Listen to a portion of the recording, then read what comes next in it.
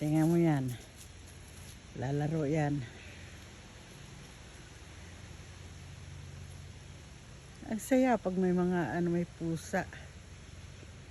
Ang cute nila. Tingnan.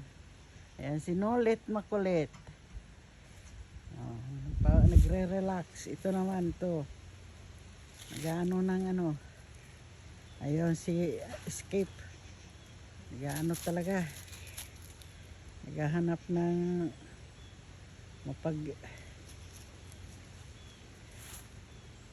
anuhan niya.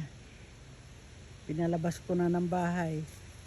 Pero pag gabi pinapasok ko. Kasi delikado.